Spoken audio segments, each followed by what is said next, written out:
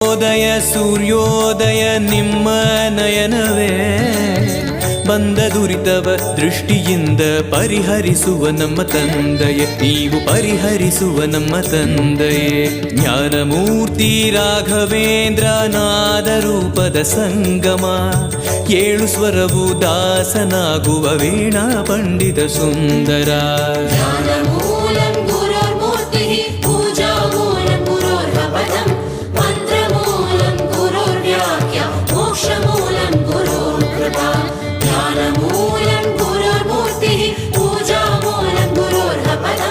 ಮಂತ್ರಮೂಲಂ ಗುರುರ್ವ್ಯಾಖ್ಯ ಮೋಕ್ಷಮೂಲಂ ಗುರುರ್ಕೃಪಾ.